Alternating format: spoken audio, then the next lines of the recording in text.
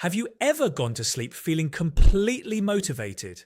Like tonight is the night. Tonight I am serious. Tomorrow morning everything changes. Tomorrow I wake up early. Tomorrow I start my routine.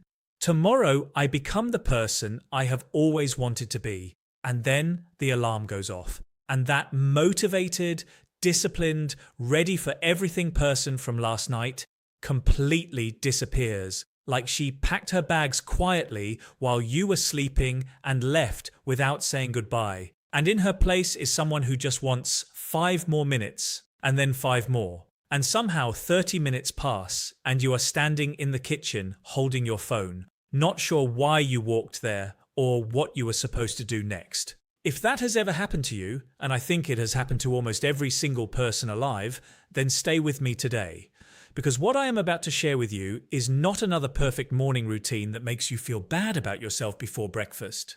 This is something more honest than that, something more human, something that might actually change the way you start your day and the way you learn English for a very long time. Welcome back to the English Leap podcast. I'm so glad you are here. And I want to say something before we begin. I know that many of you start your day with this podcast. Some of you listen during breakfast, some while getting dressed, some on your way to work or school, some while doing chores in the morning. And when I think about that, when I think about the fact that you give a piece of your morning to this podcast, I don't take that lightly. Your morning belongs to you. It is yours. And choosing to spend even a small part of it here with English, with this community, that is not a small thing. That is trust. And in a very real way, many of you have already built something powerful without even realizing it. You show up, you listen, you repeat, you learn a little every day. That is self-discipline, not the loud, dramatic kind, not the kind that needs a perfect plan or a perfect morning. Just the quiet, steady, keep coming back kind. And that kind is the one that actually lasts. So today, we are talking about morning routines and self-discipline, but not in the way you might expect. We are not going to talk about waking up at 5 in the morning. We are not going to talk about running 10 kilometers before sunrise or drinking something green or meditating for 40 minutes while the rest of the world is still asleep. Because honestly, that kind of routine looks great in a video. But for most people with real tiredness and real busy lives, that kind of routine is exhausting just to think about, and it usually creates more guilt than discipline. So instead, let's talk about what actually works. Let's talk about what a morning routine really is, why it matters more than most people think, and how even the smallest morning habit can become the foundation of better English and a better life. Here is something I want to be honest about. For a long time, my problem in the morning was not that I didn't know what to do.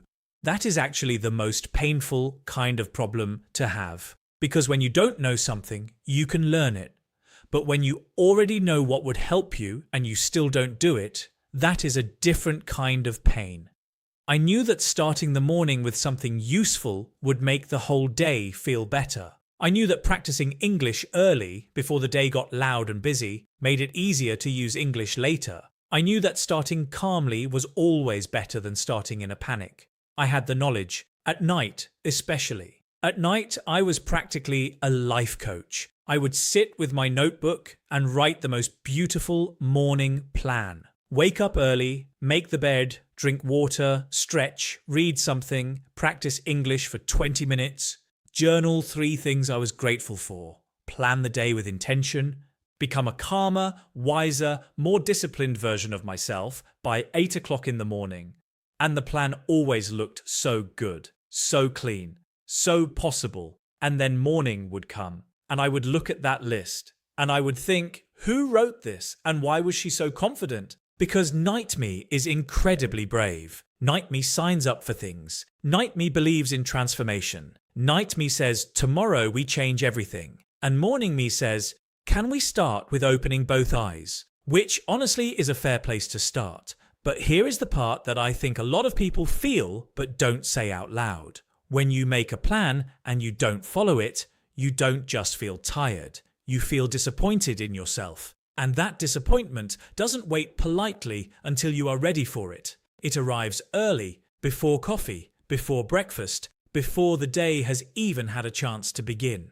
And that quiet feeling of guilt, that little voice that says you failed again, you did it again, you had a plan and you didn't follow it again, that voice makes everything feel heavier. The whole day starts behind, and you haven't even left the house yet. And English becomes part of that guilt too. You think, I should practice English today, and then the morning passes, and then it becomes afternoon, and then evening, and then you think, I'll do it tomorrow. And tomorrow becomes tomorrow, and tomorrow becomes next week. And somewhere in the middle of all that waiting, English starts to feel like a task you are always about to do, but never quite reaching. And I want to say this very clearly. If that is your experience, it does not mean you are lazy. It does not mean you don't care. It does not mean you are not capable of learning English or building a good morning or becoming more disciplined. Sometimes it means you are tired. Sometimes it means life is busy and messy and full. Sometimes it means you are carrying things that are heavy, and English practice, even though you want it, keeps falling to the bottom of the list. And sometimes it means you have stopped and started so many times that every time you think about beginning again, you feel a small fear, a small doubt, a quiet voice that says, what if I stop again? What if I try and fail again? What if I lose a little more trust in myself? And that is why I believe that a morning routine is not really about time management. It is about trust with yourself, because every morning you have a choice. You can make a small promise to yourself and keep it. Or you can make a big promise and not. And here is what I have learned. A small kept promise is worth 10 big broken ones every single time. Because when you keep even one small promise to yourself in the morning, something shifts. You start the day with proof that you showed up, proof that you did what you said you would do, proof that you are someone who follows through, at least on this one small thing. And that proof changes how you feel about yourself. It changes the feeling of the whole day. It becomes a kind of quiet confidence, not loud, not dramatic, just I said I would do this, and I did it, and tomorrow I will do it again. That is self-discipline in its most human form, not the version that looks impressive from the outside, not the version that needs perfect conditions, just I showed up, again and again and again. And the beautiful thing about that kind of discipline is that it builds on itself. Each small kept promise makes the next one a little easier. Each morning you show up makes the next morning a little more natural, and slowly, without you even noticing, something changes, not just your morning, your whole relationship with yourself. So how do you actually build this? How do you start? The answer that changed everything for me was this: make the morning smaller, not easier, not less meaningful, smaller. Because for a long time, I was trying to build a perfect morning. I was trying to fix everything at once. I was trying to transform my sleep schedule and my exercise habits and my English practice and my mindset all at the same time. And every time life got a little messy, a late night, a busy morning, an unexpected problem, the whole routine would collapse because it was too big. It had too many pieces. And when one piece fell, all the others fell with it. So I stopped trying to fix everything, and I chose one thing I could return to, not one thing I could do perfectly, one thing I could return to, even on the hard days, even on the scattered days, even on the mornings when everything felt like too much. And that word, return to, is important, because a morning habit is not something you do once and it is done. It is something you come back to, again and again, like a path you know, like a familiar chair, like a cup of tea that is always the same temperature in your hands. For me, it was sitting with a drink and reading one short English sentence slowly. Just one. Not a paragraph, not a chapter, one sentence, and I read it like it mattered. I said it out loud. I thought about what it meant. I felt the words in my mouth, And then I went on with my day. One sentence, but every day. And that one sentence became what I now think of as a ritual. A ritual is different from a habit. A habit is something you repeat. A ritual is something you return to because it means something to you. A habit can feel automatic. You do it without thinking. But a ritual has a feeling attached to it. It has intention. It has meaning. When English became a ritual for me, not a task, not a lesson, not something I was supposed to do, it stopped feeling scary. It stopped feeling like something I was behind on. It started feeling like something that had a place in my life, like English had a seat at the table in my morning, like it belonged there. And when something belongs in your morning, you stop fighting it. You stop postponing it. You stop feeling guilty about it. You just do it because it is simply part of how your morning goes. And I want to talk about something that a lot of English learners feel but rarely say. The morning is often when the mind is most scattered. Scattered, that word means your thoughts feel messy, unfocused, pulled in too many directions at once. You wake up and before you have even opened your eyes fully, your brain is already running. You remember 3 things you forgot yesterday. You think about something you have to do today. A worry arrives, uninvited, with no appointment, and sits down right next to you before you are even out of bed.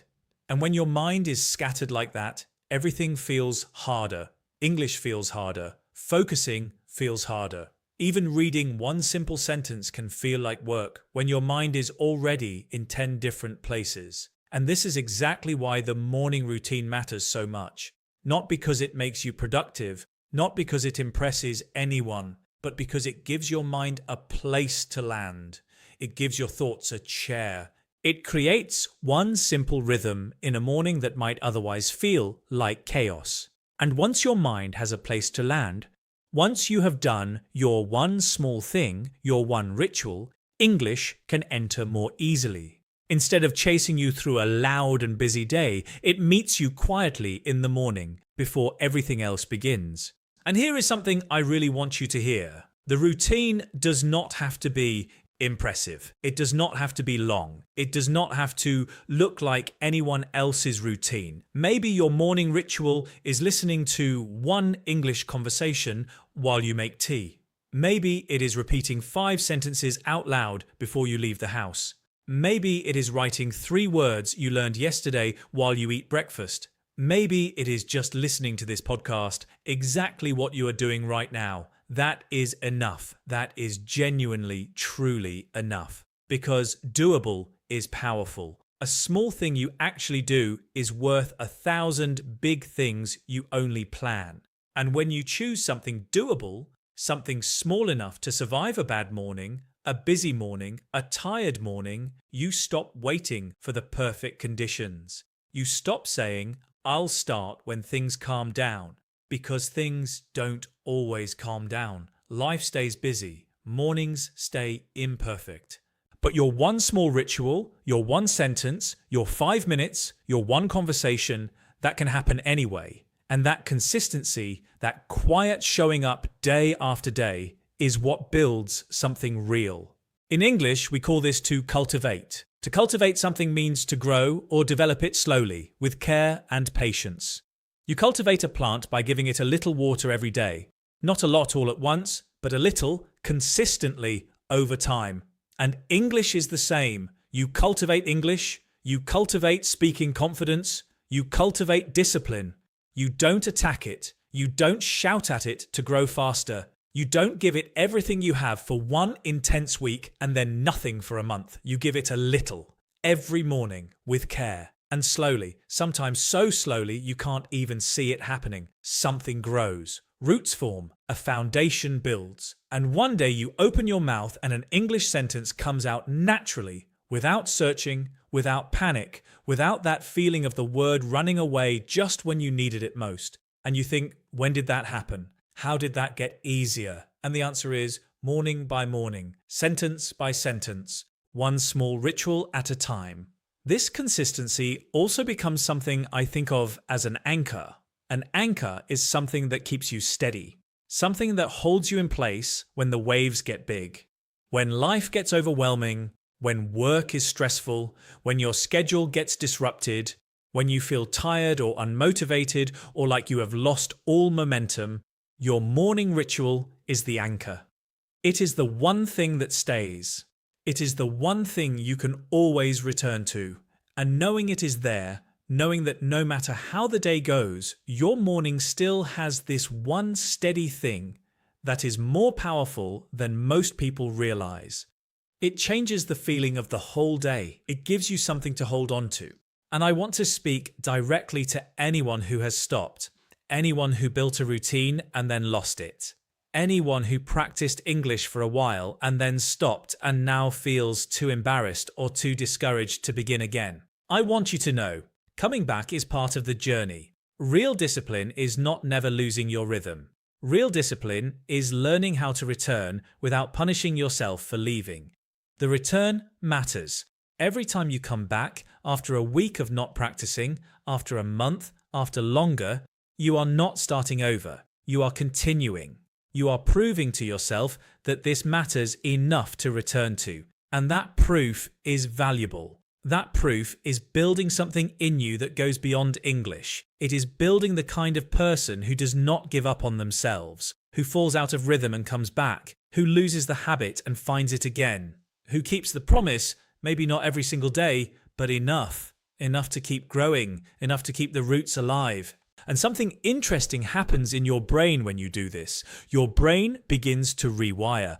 To rewire means to change the way your brain thinks or reacts by building a new pattern over time. If your old pattern is, I will practice English later, and later always becomes tomorrow, a new pattern can slowly replace it. A pattern where English comes early, where it comes naturally, where your brain reaches for English in the morning the way it reaches for your phone or your coffee. Not because you forced it, but because you repeated the pattern enough times that it became part of how your morning simply goes. That is rewiring. That is what consistent small habits do inside your brain over time. They do not just teach you new words. They change the way you relate to the language. They make English feel less like a foreign thing and more like something familiar, something that belongs, something that is simply part of you now. So today, I want to leave you with this. You do not need a perfect morning. You do not need to wake up at 5 or follow a complicated routine or have everything figured out. You just need one thing, one small thing you can actually do tomorrow morning, and the morning after that, and the morning after that. One ritual that gives English a place in your day. One kept promise that tells your brain, I am still here. I am still learning. I am still showing up. Because that sentence, I am still here, is one of the most powerful things a learner can say, especially after stopping, especially after doubting, especially on the mornings when motivation is nowhere to be found and all you have is the decision to do the one small thing anyway. Now let's look at the 6 words from today's episode, words worth keeping because they describe this whole journey. The first word is scattered. Scattered means your mind feels messy, unfocused, pulled in many directions. Use it like this: I feel scattered in the morning when I don't have a simple routine. The second word is ritual. A ritual is something you do regularly but with personal meaning. Use it like this: reading one English sentence became my morning ritual. The third word is foundation. A foundation is the strong base that supports everything above it. Use it like this: small morning habits are the foundation of self-discipline. The fourth word is cultivate. To cultivate something means to develop it slowly and with care. Use it like this: I am trying to cultivate my English one morning at a time. The fifth word is anchor. An anchor is something that keeps you steady when life feels busy or overwhelming. Use it like this: my morning routine is an anchor that helps me start the day with focus. And the sixth word is rewire. To rewire means to change the way your brain thinks by building a new pattern. Use it like this: little by little, I am rewiring my brain for English. And now let's put all 6 together in one natural sentence, the kind a real learner might actually say. I used to feel scattered every morning, but now I have a small ritual that gives my day a strong foundation. I am learning to cultivate discipline slowly, and my English practice has become an anchor for me. I believe that little by little, I am rewiring the way I learn. That is your sentence. Say it, write it, make it yours. And then come back tomorrow morning, not with a perfect plan, not with a long list, not with a brand new version of yourself, just with one small promise, one sentence, one ritual. That is where everything begins. That is how English becomes part of your life. That is how scattered mornings become steady ones. That is how a learner becomes someone who does not quit.